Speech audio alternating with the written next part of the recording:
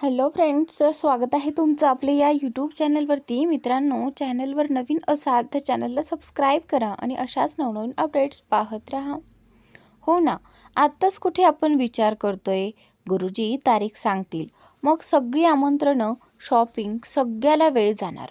अंकुशची Maugham अंजलीला समजावून सांगते. अंकुश, तुझं काय मत? आऊ अंकुशला विचारतात. मला काय उद्याही चालेल. अंकुश हसत बोलत अंजलीला डोळा मारतो. गप्प बस, तुला काही विचारणं म्हणजे चूक. उगाच काही बोलतो. आऊ त्याला हसत दटावतात. अरे, तुम्ही विचारलं म्हणून मी माझं मत सांगितलं ना. जाऊ दे आता, आता नाही बोलणार काही. अंकुश खोटं खोटं रुसून बसायचं नाटक करतो. हा नकोच बोलू. मॉमही त्याला हातावर फटका मारतात. मॉम, आपण अंजली बहिणीलाच विचारूया. ह्याला विचारायचंच नाही. तन्वी अंजलीला मिठी मारत अंकुशला चिडवते. ए तू गप, आली लगेच. ते काही नाही, येत्या 3-4 महिन्यात मुहूर्त धरायचा. मला पूर्ण तामझाम पाहिजे. मी माझ्या सगळ्या फ्रेंड्सना इन्व्हाइट करणार आहे आणि माझा हा डिसिजन फायनल आहे. मी कोणाचंच ऐकणार नाही ह्यात. अंकुश सगळ्यांना त्याचा डिसिजन आणि डिमांड सांगून मोकळा होतो.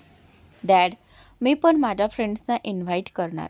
डॉक्टर लगेच डॅडची बाजू उचलून धरते. हो, मी पण माझ्या फ्रेंड्सना इन्व्हाइट करणार. कशा? भाई मागे लाडू होत्या, आता भाई लग्न करतोय समजलं ना. हार्ट ब्रेक होईल एकेकीचा. तन्वी स्वतःचं स्वप्न रंगवत खुश होते. ए नको हां, प्लीज, त्यांना मी नाही झेलणार. अंकुश लगेच ओरडतो. अरे भाई, असं काय करतो? माझ्या फ्रेंड्स आहेत त्या. तन्वी छोटूसा फेस करते आणि नाही म्हटलं ना एकदा. अंकुश त्याचा नकार कायम ठेवतो. देवा, काय रे, तुम्ही लहान मुलांसारखं वागतात. चिवचं समजू शकते मी. तनू, तू सुद्धा? मॉम त्या दोघांची तुतू मैमे बघून वैतागून बोलतात. कधीही कुठे सुरू होतात दोघं. आजी, मी आता बिग गर्ल आहे. 4 इयर कंप्लीट आहेत. मला मम्मा पण बोलते मी आता बिग गर्ल आहे म्हणून. टीचर होमवर्क जास्त देते. चिव लगेच आपल्याला लहान बोललं म्हणून. मी पण बिग गर्ल आहे म्हणून सांगते.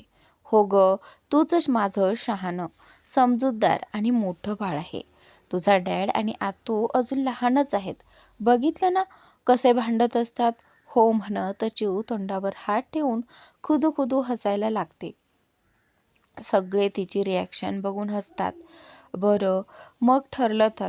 अंकुश जसं बोलला आहे तसं 3-4 महिन्यांच्या आतला मुहूर्त बघायचा आहे आपल्याला. आऊ परत सगळ्यांचं लक्ष मेन मुद्द्यावर आणतात. हो, पण एवढ्या कमी वेळात तयारी? अंजलीचे बाबा काळजीत असतात. होईल बाबा सगळं, मी आहे ना, अजिबात काळजी करू नका. साहिल त्यांना धीर देत समजावतो. हो बाबा, तुमची दोन्ही मुलं असताना कशाचीच काळजी करू नका.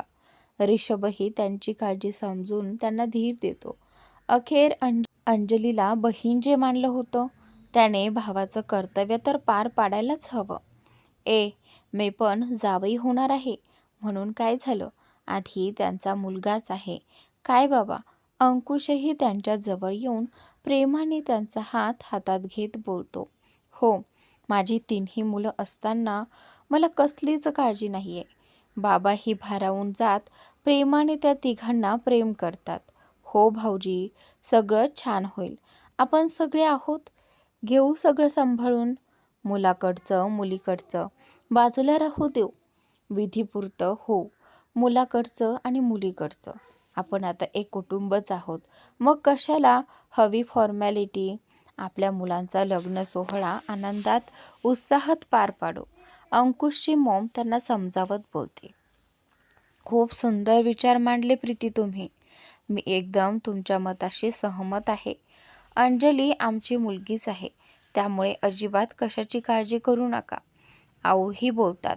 आणि त्यानंतर इकडे अंजली तुमच्या घरी येणार म्हटल्यावर मी पूर्ण निश्चिंत आहे. मुलांना जसं हवं तसंच लग्न होईल. त्यांना जी हौस मौज करायची असेल ती करू देत. माझा काहीच आक्षेप नाही. बाबाही खुश होत परमिशन देतात. आऊ, मी आत्ताच पंडितजींना फोन करून उद्या घरी यायला सांगते मग. अंकुशची मॉम उत्साहात बोलते. हो चालेल, शुभस्त शीघ्रम. ही त्यांचा उत्साह समजून घेत संमती देतात. अंकुशची मॉम गुरुजींना दुसऱ्या दिवशी संध्याकाळी घरी यायचं आमंत्रण देते. मुलांनो, तुम्ही व्हेन्यू डिसाईड करा. मग तोपर्यंत वेडिंग प्लॅनरही फायनल करून घ्या सोबतच. नंतर घाई नको. अंकुश, अंजलीलाही विचार. तिचंही लग्न आहे, नाहीतर स्वतःचं सगळं आपल्या पसंतीने फायनल करशील. माझ्या लेकीची एकही तक्रार नको आहे मला. अंकुशचे डॅड अंकुशला दम देत बोलतात. Yes dad. अंकुश डॅडशी बोलत अंजलीकडे बघतो. तशी एवढ्या वेळात एकटक बघणारी अंजली लाजून नजर फिरवून घेते. तो दिवस सगळे एकत्र घालवतात. अंजली आणि अंकुशला एकांतात असं बोलायलाच भेटलं नव्हतं. सगळी फॅमिली एकत्र होती. त्यात तिला साहिलकडे लक्ष द्यावं लागत होतं. तसे तिचे बाबा नोकर मंडळीही होती साहिलकडे लक्ष ठेवून. त्यात लग्नाचा विषय निघाल्याने सगळ्यांच्या उत्साहाला उधाण आलेलं. तन्वीने तर लगेच व्हेन्यू बघायलाही सुरुवात केली. सोबत वेडिंग प्लॅनरशीही बोलणं चालू होतं. हट्ट करून तिने रिषभला कामाला लावलेलं. त्यासाठी चिवताईची वेगळी गडबड सुरू होती. असा ड्रेस पाहिजे, बँगल्स, शूज, इयररिंग्स सगळं मॅचिंग पाहिजे. लग्नात मी पण मम्मासारखीच साडी नेसणार, तिच्यासारखीच तयार होणार असं म्हणत टॅबवर एक एक डिझायनर कपडे सारी बघत स्क्रॉल करत डॅडला सांगणं चालू होतं. डॅड लेकीची बडबड ऐकत तिच्या होला हो करत होता. सगळी मंडळी लांबूनच दोघांची गंमत बघत होते. अंकुशचे डॅड, मॉम, आऊ, माई आणि अंजलीचे बाबा सगळे वेडिंग कार्ड्सच्या डिझाईन्स बघत होते.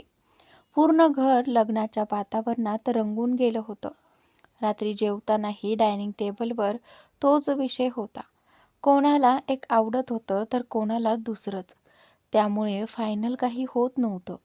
ह्या दोघांना विचारायला जायचं, पण स्वतःचं मत सांगून हे नको ते नको करत राहायचं. त्यात तन्वी मॅडमचा मोठा वाटा होता. बिचारे अंकुश आणि अंजली एकमेकांकडे बघत हसत राहायचे. बोलणार तरी काय आणि कोणाला बोलणार? त्यांचा आनंद आणि त्यांचा उत्साह बघून त्यांचे मत मोडावंसं वाटत नव्हतं. अंकुश हळूच तिला कोणाचं लक्ष नाही बघून खुणावत होता, पण तिला त्याचे इशारे समजतच नव्हते. तसं तो वैतागून मोबाईल बघ म्हणून सांगतो. मेसेज पाठवून तिला रात्री गच्चीत भेटायला सांगतो आणि त्यानंतर मेसेज वाचून ती एक नजर त्याच्याकडे बघत गालात हसते आणि तन्वीशी बोलण्यात गुंग होते. 11 वाजतात असे. एक एक जण झोपायला निघून तन्वी, अंजली, रिषभ आणि अंकुश चौघेच जण हॉलमध्ये बसलेले. रिषभ ऑफिसचं काम करत बसलेला. तन्वी आणि अंजलीचं ऑनलाईन वेडिंग लुक बघणं चालू होतं. अंकुश मोबाईल स्क्रोल करून कंटाळलेला. आता होईल ह्याचं मग होईल करून जवळजवळ तास काढलेला, पण ह्याचं संपेल असं वाटत नव्हतं. शेवटी वैतागून तोच रिषभ जवळ जाऊन बसतो आणि त्यानंतर रिषभ, अंकुश हळूच त्याला आवाज देतो. रिषभ त्याच कामात गुंतलेला. मला अंजलीशी बोलायचंय. अंकुश त्या दोघींवर लक्ष ठेवत हळू आवाजात बोलतो. बघ बोल. तू ठेव ते काम आता. अंकुश त्याचा लॅपटॉप स्वतःकडे घेत बंद करतो. काय झालंय? डॉक्युमेंट चेक करत होतो ना. उद्या मीटिंग आहे, डॅडनी चेक करायला सांगितलंय. रिषभ वैतागून त्याच्याकडे बघतो आणि त्यानंतर इकडे. ओके, ऐक ना, स्वीटूला घेऊन जा ना रूममध्ये, अंकुश त्याला सांगतो. का? रिषभ हाताची घडी घालून कपाळावर आठी पाडतो आणि त्यानंतर, अरे असं काय करतोयस? मला अंजलीसोबत थोडा टाईम स्पेंड करायचा आहे. समज ना यार, प्लीज घेऊन जा ना स्वीटूला. अंकुश त्याला तन्वीला रूममध्ये घेऊन जाण्यासाठी मस्का मारतो. थांब थोडा वेळ, माझे हे डॉक्युमेंट्स चेक करून होऊ दे, मग घेऊन जातो. ऋषभ म्हणत त्याच्याकडून लॅपटॉप परत घ्यायला जातो आणि त्यानंतर ते मी करतो आणि तुला मेलही करतो, प्लीज घेऊन जा ना तिला. अंकुश हात जोडत बिचारा चेहरा करतो. बघ हां, उद्या डॅडना द्यायचे मला ते, मीटिंग आहे उद्या.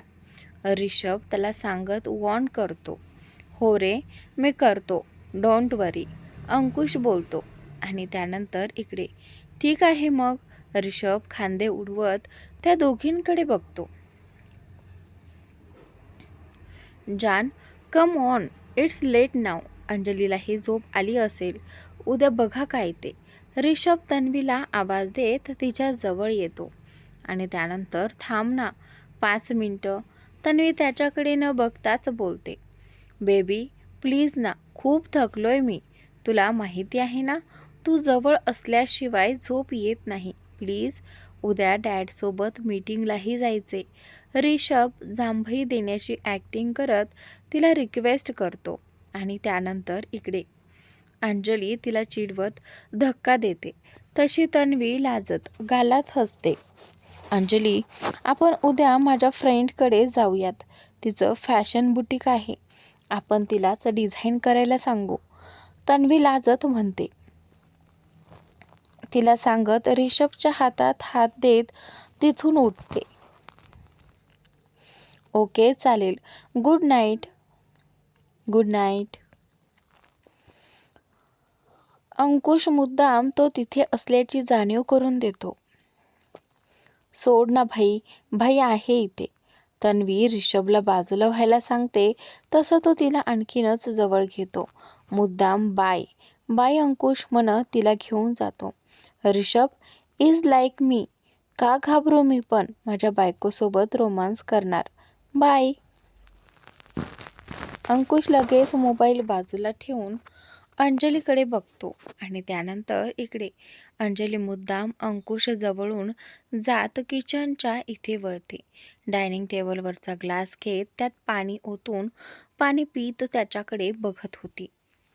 अंकुश गालात हसत सोफ्यावरून उठत तिच्या जवळ जात होता की अंजली लगेच पाठमोरी होते.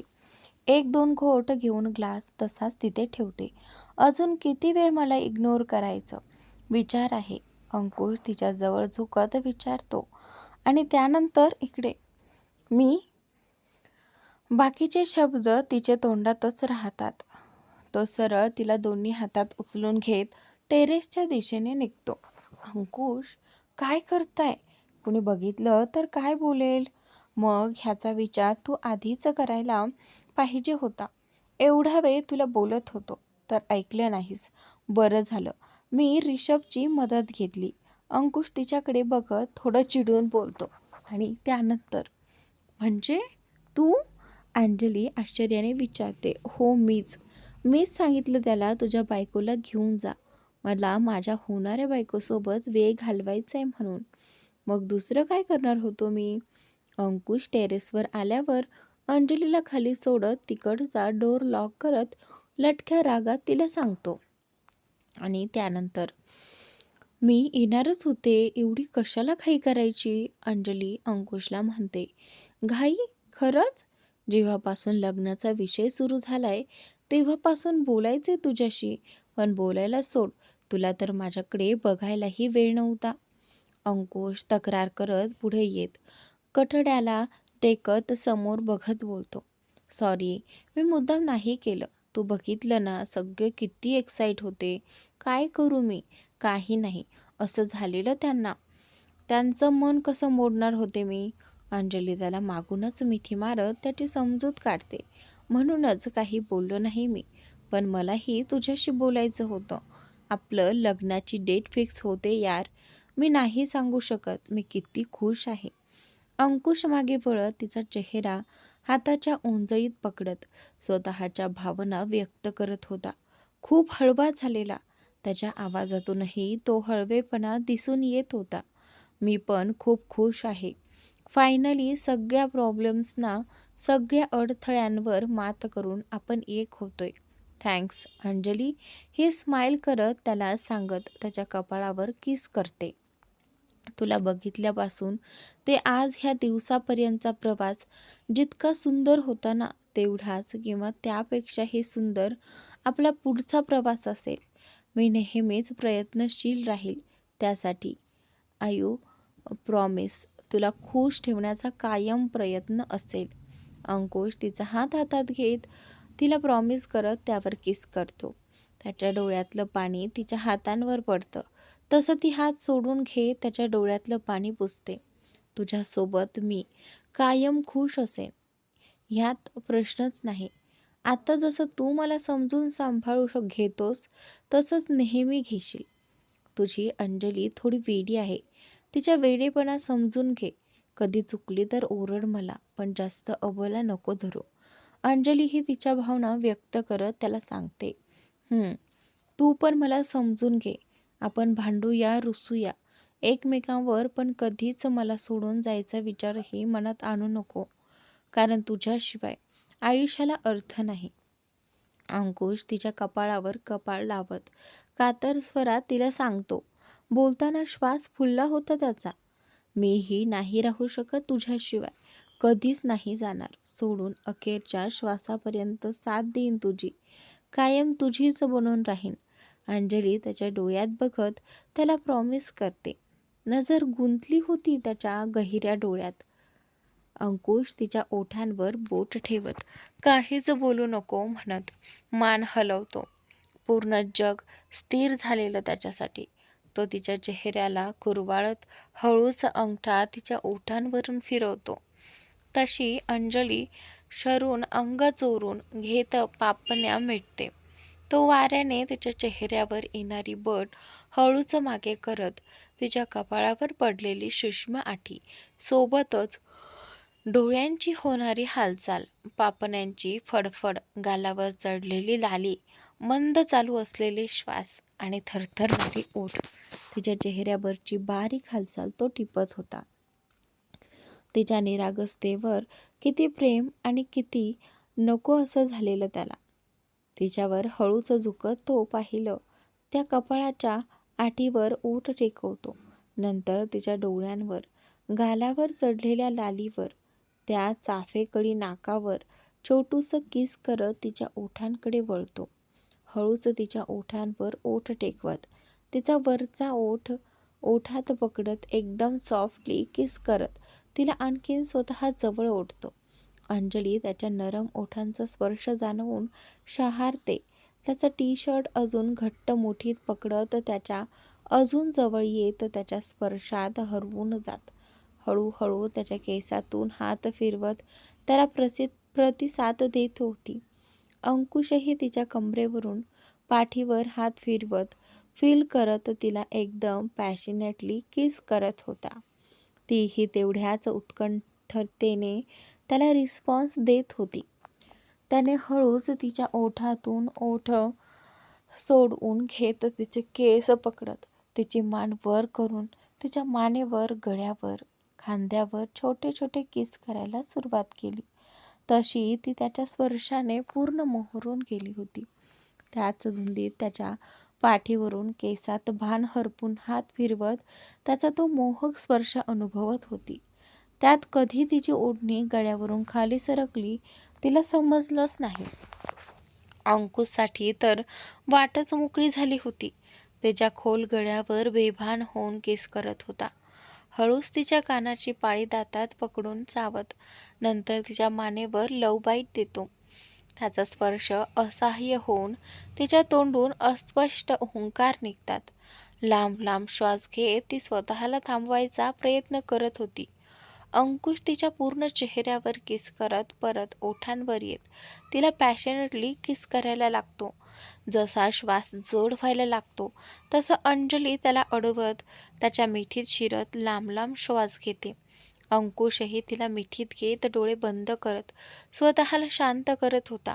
दोघांची मिठी अधिकाधिक घट्ट होत होती. अंकुश तिच्या पाठीवरून हळूवार हात फिरवत तिला शांत करत होता. ती शांत झाल्यावर त्याने थोडं तिला बाजूला करत तिची ओढणी नीट करून दिली. तिच्या कपाळावर किस केलं. तू ठीक आहेस? अंकुश सॉफ्टली विचारतो. अंजली त्याला मिठी मारून शांत असते. तो तिला घेऊन तिथल्या सोफ्यावर बसत तिला आपल्या मिठीत घेतो. त्यानंतर, मग उद्यापासून स्टार्ट करायची ना शॉपिंग लग्नाची? अंकुश तिच्या हाताशी खेळत तिला विचारतो. आणि त्यानंतर अंजली म्हणाली, मग काय डिमांड्स आहेत माझ्या राणीच्या? अंकुश तिच्या चेहऱ्यावर येणारी बट बाजूला करत तिच्या डोळ्यात बघत विचारतो.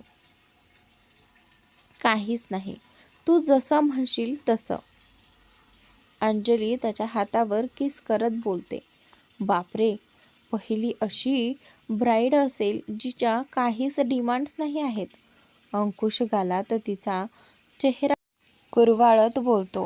कारण मी कधी लग्न करेन का हेच मला माहीत नव्हतं, आणि अचानक आयुष्यात तू आलास आणि न पाहिलेली ही स्वप्न पूर्ण झाली. तुझी साथ हवी, बाकी काहीच नको. अंजली त्याच्या गालावर हात ठेवत त्याच्या डोळ्यात बघत बोलते. खूपच समजदार बायको दिली देवाने मला, थँक्स देवा. अंकुश नाटकेपणे आकाशात बघत हात जोडत बोलतो. तशी अंजली त्याच्या हातावर फटका मारते. बायको, एवढा समजूतदारपणा नको आहे मला. लग्न आयुष्यात एकदाच होतं. तुझं माझ्यासोबत होतंय तर तू पुढचे 7 जन्म बुक आहेस. त्यामुळे परत लग्नाचा नो चान्स. म्हणून तुझ्या ज्या डिमांड्स असतील ते पाहिजे असेल ते माग. तुझं स्वप्न, तुझी इच्छा पूर्ण करायची जबाबदारी माझी, समजलं? अंकुश तिच्या डोळ्यात बघत तिला सांगतो. समजलं. अंजली डोळे फिरवते त्याच्या नाटकीपणावर. मग माझ्या राणीची पहिली इच्छा काय आहे? लग्नाच्या प्रत्येक शॉपिंगमध्ये जिथे मला तुझी गरज लागेल तिथे तू मला सोबत पाहिजे, अंजली त्याला सांगते. In promise. अंकुश लगेच होकार देतो. एवढा लगेच प्रॉमिस? मला वाटलं चिडचिड करशील, अंजली म्हणते. अरे असं कसं? आत्ताच प्रॉमिस केले ना मी तुला. आणि माझं पण पहिलंच लग्न आहे, त्यामुळे शॉपिंगपासून प्रत्येक लग्नाच्या विधी मला मनापासून करायच्या आहेत. अंकुश तिच्या डोळ्यात बघत बोलतो. बापरे बाप्पा, थँक्यू एवढा हँडसम आणि समजूतदार नवरा देण्यासाठी. अंजली ही नाटकीपणे मगाशी अंकुश जसं वरती आकाशात बघून थँक्यू बोलला तशी तीही त्याची ॲक्टिंग करते. हो का, हो का, माझी ॲक्टिंग करते, हां हां म्हणत अंकुश तिला गुदगुल्या करतो. नको नको सॉरी. अंजली त्याचे हात पकडून त्याला थांबवत त्याच्या मिठीत शिरते. एकमेकांच्या मिठीत रात्र सरत होती तरी गप्पा काही संपत नव्हत्या. लग्नाची स्वप्न रंगवत ते तिथेच किती तास बसले त्यांना समजलं नाही. थंड वाऱ्यामुळे अंजलीचा कधी त्याच्या मिठीत डोळा लागला समजलंच नाही. तिला बोलता बोलता थकून झोपून गेली होती. अंकुशला तिचे मंद झालेले श्वास जाणवले. तसं त्याने हळूच तिच्या चेहऱ्यावर आलेले केस बाजूला केले. निर्धास्तपणे ती त्याच्या कुशीत झोपून गेली. गालात हसत त्याने तिच्या गालावर हळूच ओठ टेकवले. तो तिला घेऊन नीट सावरत उठतच होता की त्याच्या हालचालींमुळे जाग आली तिला.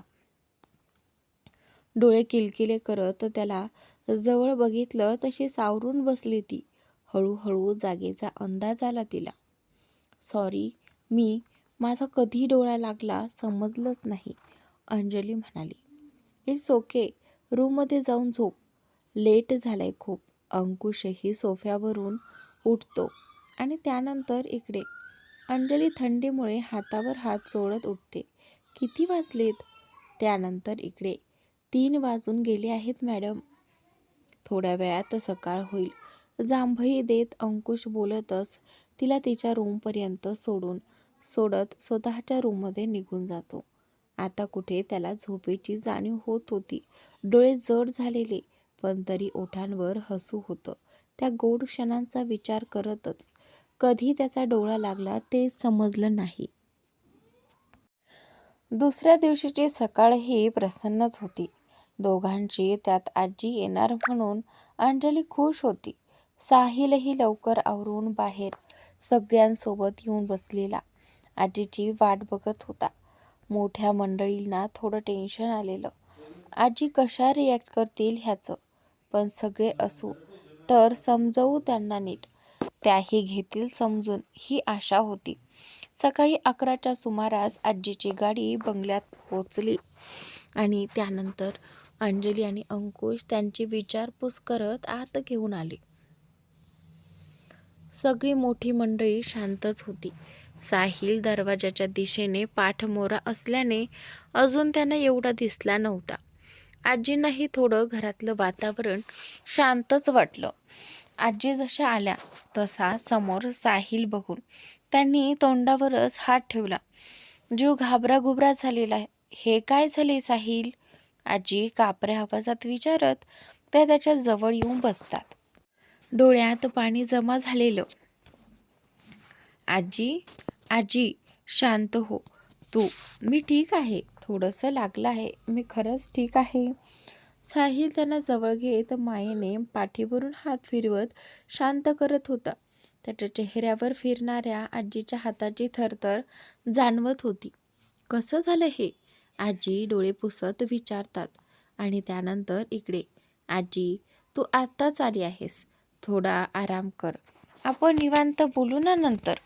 साहिल त्यांची अवस्था बघून त्यांना समजावून सांगतो.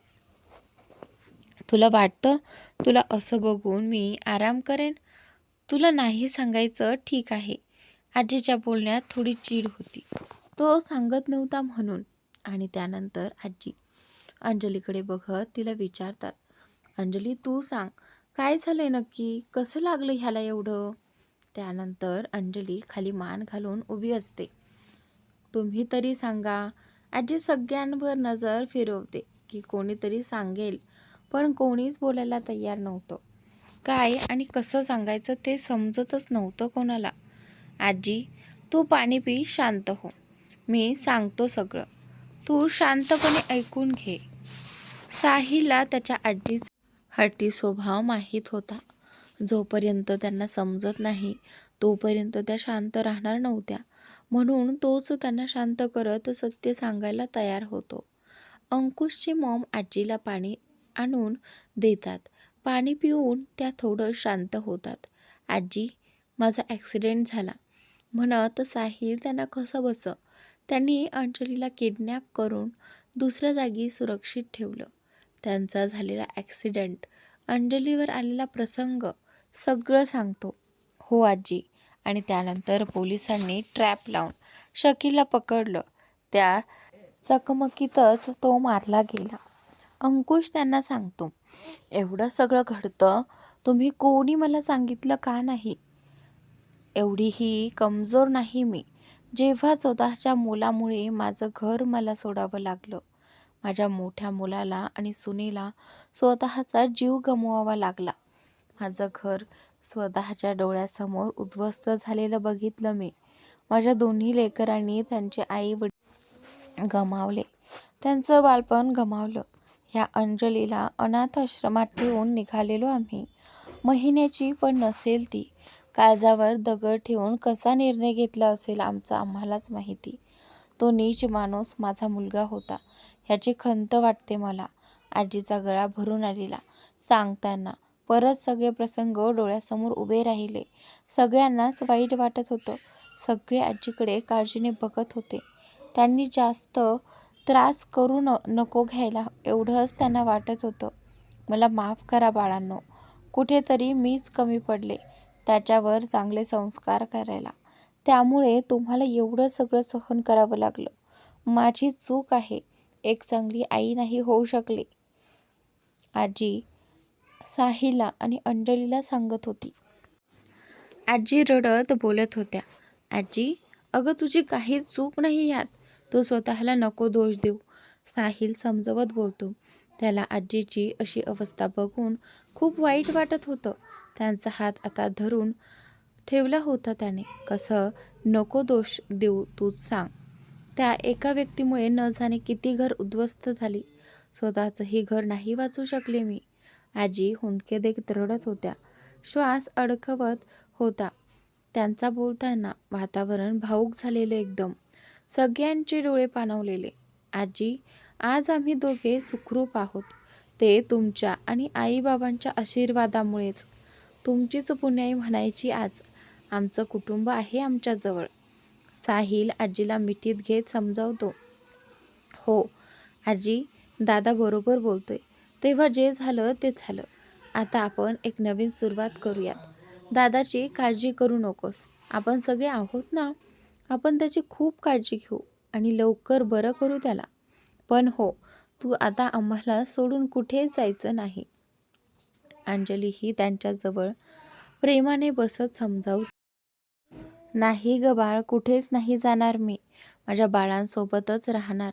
आजी प्रेमाने तिच्या चेहऱ्यावरून हात फिरवत म्हणतात. हो, अजून एक गुड न्यूज आहे. अंजलीच्या लग्नाची तारीख ठरवायची आहे आपल्याला. आज संध्याकाळी गुरुजी येणार आहेत. माई आजींना सांगतात. हो, तुमच्यासाठी थांबलो होतो आम्ही. आज तुम्ही आला तर ठरवून टाकू तारीख. आऊ बोलतात. हो हो चालेल.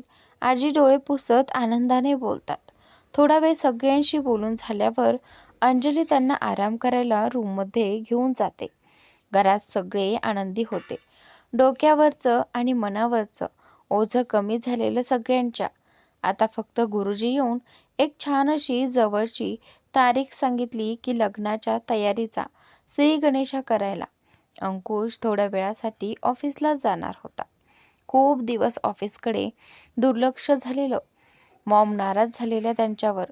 पण संध्याकाळी लवकर घरी येईल म्हणून प्रॉमिस करून निघाला होता तो. अंजलीचे सगळ्यांकडून लाड चालू होते. माहेर आणि सासर दोघांचंही भरभरून प्रेम मिळत होतं तिला. या क्षणी सगळ्यात नशीबवान समजत होती ती स्वतःला, जी देवाने एवढं भरभरून प्रेम करणारी माणसं तिला दिली होती. तन्वीला मॉमने दाटवून डिझायनरकडे जायचा प्रोग्राम अजून 2 दिवस पुढे ढकलायला लावला. तशी तन्वी तोंड फुगवून बसली होती. अंजलीने तिची समजूत काढल्यावर कुठे नॉर्मल झाली. संध्याकाळी गुरुजी आले तसे सगळे हॉलमध्ये बसले होते. गुरुजींनी पंचांग काढून तारीख बघितली.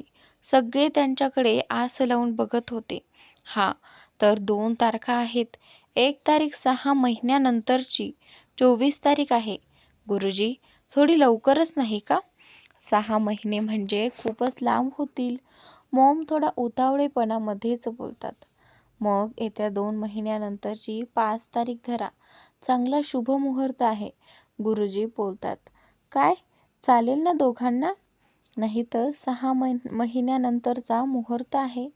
आऊ अंकुश आणि अंजलीला विचारतात. आऊ, मला चालेल. अंजलीला विचारा तुम्ही. अंकुश अंजलीकडे बघत म्हणतो. अंजली, काय ग, चालेल ना? आऊ विचारतात. हो आऊ, चालेल. पण अंजली पुढे काही बोलणार त्या अगोदर माईच बोलतात. बैजू, अगं एवढ्या कमी वेळात कसं, म्हणजे आपली काहीच तयारी नाही. माई आपली चिंता व्यक्त करतात. ते होईल ग सगळं. ही मुलं आहेत ना, करतील सगळं व्यवस्थित. आऊ माईंना धीर देत समजावतात. हो मायाजी, डोंट वरी, सगळी तयारी होईल. अंकुश बोलतो. चालेल, मग 5 नोव्हेंबर ही तारीख फिक्स करू. माई आनंदात बोलतात. गुरुजी, 5 नोव्हेंबर चालेल आम्हाला. आऊ गुरुजींना सगळ्यांची संमती बघून म्हणतात. बरं ठीक आहे, जशी तुमची मर्जी. चला मग, तोंड गोड करा. मॉम मिठाई घेऊन येतात. आधी अंजली आणि अंकुशचं तोंड गोड करतात. नंतर बाकी सगळ्यांचं तोंड गोड करतात. गुरुजी निघून जातात.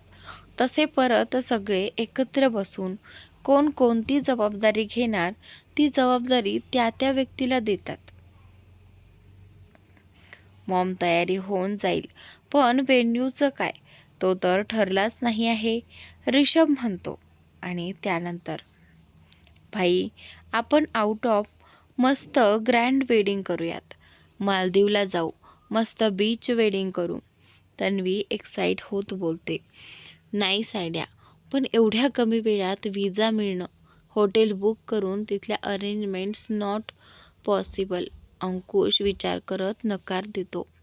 बरोबर, आपलं इंडिया एवढं सुंदर आहे, मग बाहेरच्या देशात कशाला जायचं? आऊ त्यांचं मत मांडतात. आऊ, मग राजस्थान? मॉम म्हणते, नो मॉम, ते कॉमन प्लेस आहे. तन्वी नकार देते. मग गुजरात? मॉम बोलते, नाही. अंकुश नाही बोलतो. मग लक्षद्वीप? मालदीवसारखा फील प्लस इंडियामध्येच आहे. ऋषभ बोलतो. मी बोलू? अंजली हळूच विचारते. हो बोल ना अंजली, विचारतेस काय? तुमचंच लग्न आहे. अंकुशचे डॅड म्हणतात, जर बीच वेडिंग करायची आहे तर आपण आपल्या कोकणात करूयात ना. म्हणजे बीच वेडिंग, निसर्ग आणि घरची फिलिंगही येईल. अंजली सगळ्यांकडे बघत बोलते, अरे हो, हे बेस्ट राहील. आपलं रिसॉर्टही आहे तिथे, म्हणजे अरेंजमेंटची काळजी मिटली. आपला स्टाफ आहे आणि सगळ्या नातेवाईकांनाही कन्व्हिनियंट पडेल. डॅड अंजलीच्या प्रस्तावावर खुश होत बोलतात, हो, एकदम ग्रँड करू लग्न. मी आताच रिसॉर्टच्या मॅनेजरशी बोलून घेतो. ऋषभ बोलतो, चालेल. मग कोकण प्लेस फायनल. अंजली, अंकुश दोघांनी लवकरात लवकर वेडिंग कार्ड फायनल करून घ्या, म्हणजे सगळ्यांना निमंत्रण करता येईल. आऊ बोलतात, हो आऊ. शालू, जावई तुम्हाला चालेल ना कोकण? आऊ त्यांचं मतही विचारतात. हो आऊ, काही प्रॉब्लेम नाही. अंजलीचे बाबा बोलतात, हो, आणि आपला वाडाही आहे की. माई आनंदात म्हणतात, पण लांब पडेल ना आपल्या हॉटेलपासून? अंकुशचे डॅड विचारतात. हो, 1 तासाचं अंतर आहे. आऊ सांगतात, लग्नाच्या आधी 10 दिवस यायचे तुम्ही सगळ्यांनी घरी. मी काही कोणाचं ऐकणार नाही. नातीचं लग्न आहे माझ्या. पाहुणचाराची संधी आम्हाला पण भेटली पाहिजे. माई उत्साहाने म्हणतात, हो चालेल की, पण एक मुलाकडचे आहोत. पाहुणचारात कोणती कमी नाही राहिली पाहिजे. आऊ ठसक्यात त्यांची गंमत करत म्हणतात. सगळेच त्यावर हसतात. हो, तुम्ही या तर, कोणतीच कमी नाही होऊ देणार. माई बोलतात. दुसऱ्या दिवशी अंजली तिच्या घरचे दुपारी साहिलच्या बंगल्यावर परत शिफ्ट होतात. अंकुश त्यांना सोडायला आलेला. अंकुश, मी परवापासून ऑफिस जॉईन करेन. आधीच कामाकडे दुर्लक्ष झालंय माझं. अंजली त्याला बाहेर सोडायला गाडीजवळ आलेली तेव्हा ती मनात सुरू असलेली गोष्ट त्याला बोलते.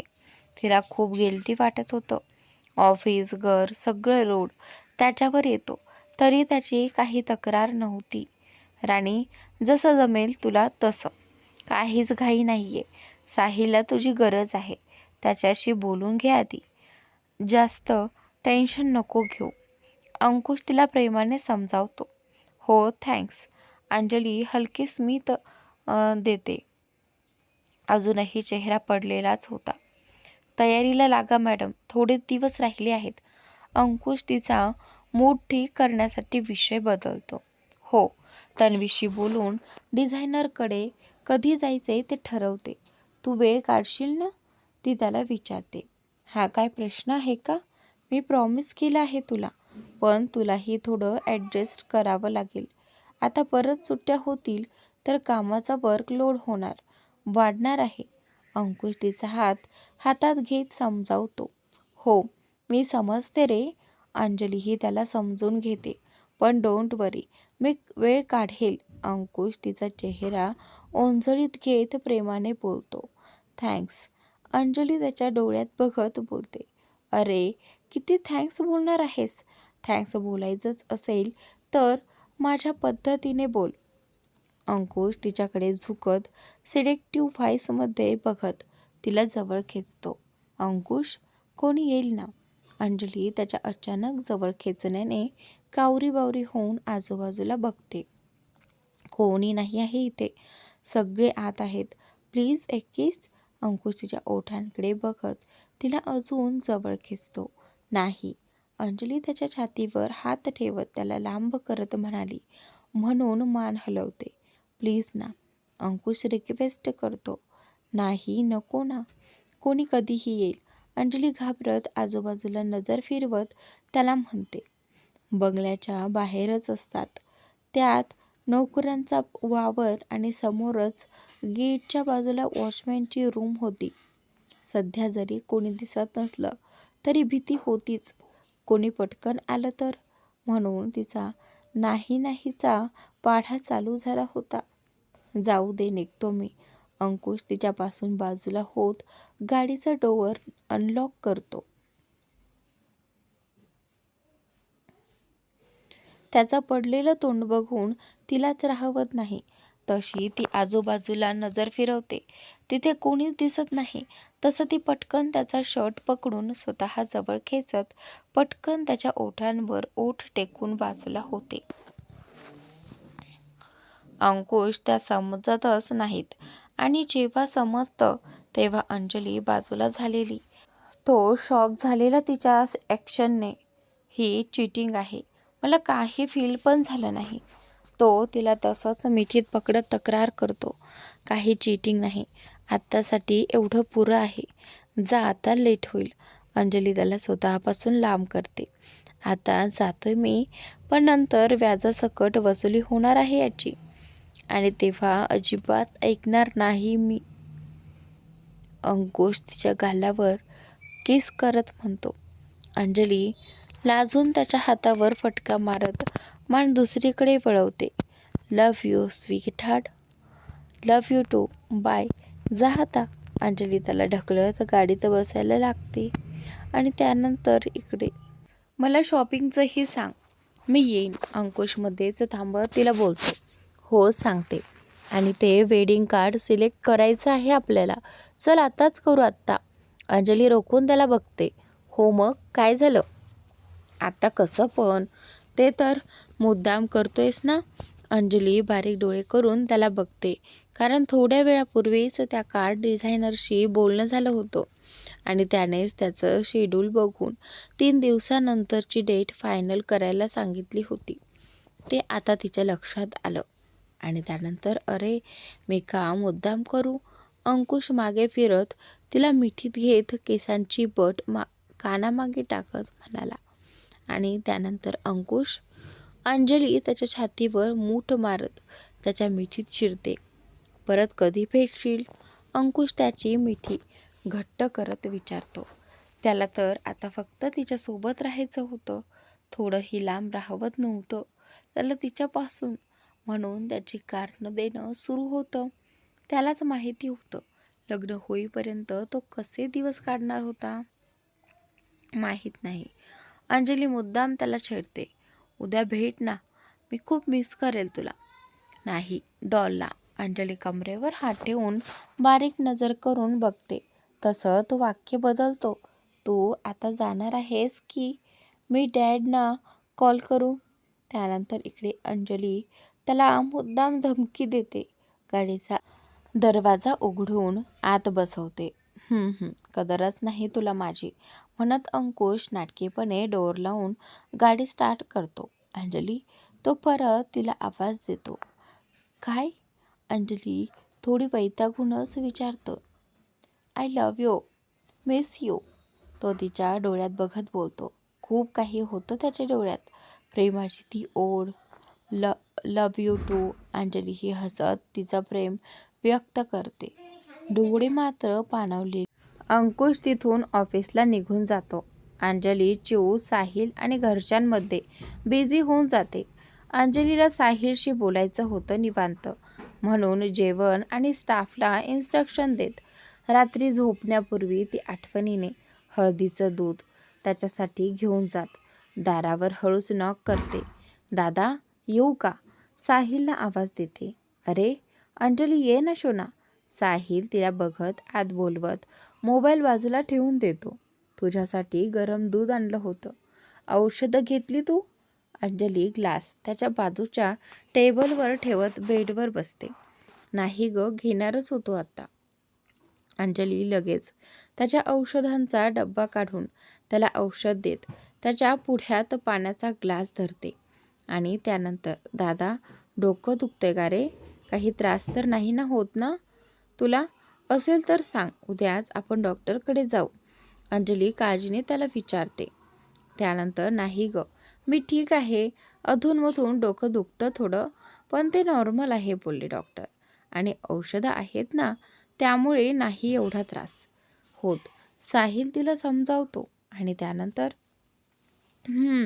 काही वाटलं तर सांग लगेच, अंगावर काढू नको.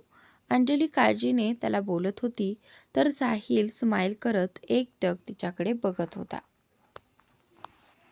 हिचं काळजी, ह्याच बहिणीच्या प्रेमाला एवढी वर्ष मुकला होता. हेच प्रेम तो मिस करायचा लंडनमध्ये, तिथे जेव्हा कधी बहीण भावांची जोडी बघायचा, त्यांचं बॉन्डिंग बघायचा, तेव्हा अंजलीच्या आठवणीत किती तीळ तीळ तुटायचा ते फक्त त्यालाच माहिती. किती किती रात्री तळमळून काढायचा तिच्या आठवणीने.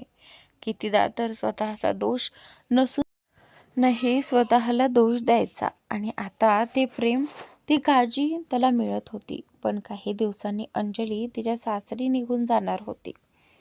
बालपण सोबत नाहीच गेलं, पण आता तरी त्याला तिच्यासोबत ते सगळे क्षण जगायचे होते. तिला प्रेम द्यायचं होतं. जगातली सर्व सुख तिच्या पदरात आणून टाकायचं होतं. मोठ्या भावाचं कर्तव्य पार पाडायचं होतं. तिला कायम आनंदी बघायचं होतं. साहिल तिच्याकडे बघत स्वतःच्या विचारात हरवला होता. दादा, काय झालं? अंजली त्याला असं विचारात गुंतलेलं बघून विचारते. तिच्या आवाजाने भानावर येतो. काही नाही, बोल ना, तू काय बोलत होतीस? मला बोलायचं आहे तुझ्याशी, पण आधी गरम गरम दूध पिऊन घे, मग निवांत बोलूया आपण. अंजली त्याला म्हणते, तू बोल, मी ऐकतोय. साहिल दुधाचा ग्लास हातात घेत तिला बोलवायला सांगतो. म्हणजे मी असा विचार करत होते की मला. अंजली, काय झाले बाळा, नीट सांग मला. साहिल तिचं अडखळत बोलणं बघून बोलतो. आणि त्यानंतर, दादा, तुला खरंच बरं वाटतंय ना? मी थोडे दिवस ऑफिस जॉईन करायचा विचार करत होते. अंजली त्याचा हात हातात घेत एकदाच त्याला सांगून टाकते. एवढंच ना? मला वाटलं काय झालं आणि काय नाही. साहिल नकारार्थी मान हलवत दूध प्यायला लागतो. म्हणजे जर तुला ठीक वाटत असेल तरच जॉईन करेन मी ऑफिस, नाहीतर वर्क फ्रॉम होम करेन. अंजली त्याला म्हणते, अगं तू बिंदासपणे जा ऑफिसला. मी खरंच ठीक आहे. तसंही आत्ता परत तुमच्या सुट्ट्या होणारच आहेत, तेवढीच अंकुशलाही मदत होईल. साहिल तिच्या डोक्यावर थोपटत तिला परवानगी देतो. हो ना, एवढे दिवस कामाकडे खूपच दुर्लक्ष झालंय माझं. त्यात तो काही बोलणार नाही. सगळं स्वतःच हँडल करायला बघेल. त्यात लग्नाचीही तयारी असेल ना आता, म्हणून वाटलं की आधी तुझ्याशी बोलून घेते आणि मग ठरवते. अंजली तिच्या मनातलं साहिल सोबत शेअर करते. तू निर्धास्तपणे जा, इथली काहीच काळजी करू नकोस, मी आहे इथे बघायला. साहिल प्रेमाने तिचं म्हणणं समजून घेत तिला निर्धास्त करतो. चालेल, मग उद्यापासून जॉईन करेन मी ऑफिस. अंजली खुश होऊन बोलते. अंजली, एक विचारू, खरं खरं सांगशील मला? साहिल तिच्या डोळ्यात बघत प्रश्न करतो. हो, विचार ना. अंजली थोडी त्याच्या अचानक विचारण्याने संभ्रमात पडते. त्या दिवशी हॉस्पिटलमध्ये तू मेघाला भेटायला गेली होतीस, तेव्हा तिथे काही झालं होतं का? साहिल विचारतो. दादा, अंजली थोडी घाबरलेली. त्याला कसं सांगायचं म्हणून. अंजली, खरं खरं सांग, नाहीतर मी माझ्या पद्धतीने माहिती करून घेईल. मेघाला मी घरी आल्यापासून कॉल करतोय, तिचा फोन स्विच ऑफ येतोय. नक्की काय झालं होतं त्या दिवशी? साहिल अगतिकपणे विचारतो. त्याला जाणून घ्यायचं होतं, कारण हॉस्पिटलमधून घरी आल्यापासून त्याने किती वेळा तिला कॉल केला, मेसेज केला, पण काहीच रिस्पॉन्स नव्हता तिचा. काळजी वाटायला लागलेली तिची, म्हणून अंजलीला विचारत होता. कारण त्या दिवशी हॉस्पिटलमध्ये मेघाला भेटून आल्यानंतर अंजलीचा रडवेला चेहरा त्याने बघितला होता. तेव्हा अंजलीने सांगायचं टाळलं होतं आणि त्यानेही इतकं लक्ष दिलं नव्हतं. पण आता जाणून घेणं त्याच्यासाठी गरजेचं होतं. दादा, ते मेघाचे बाबा, म्हणत अंजली हॉस्पिटलमध्ये घडलेला सगळा प्रकार त्यांना सांगते. असं आहे तर? हो दादा, पण ह्यात त्यांची काही चूक नाहीये. तिचे बाबा त्यांच्या जागी बरोबर आहेत. पण असं रागात त्यांनी चुकीचा निर्णय नको घ्यायला. मेघाच्या मनाचाही विचार केला पाहिजे. तिची मनस्थिती नाही हे सगळं सहन करण्याची. तिला त्रास नको व्हायला. अंजली ही मेघाची काळजी वाटून बोलते. मित्रांनो, इथून पुढे 5 मिनिटाची स्टोरी आहे, तर ती प्लीज तुम्ही रीड करा.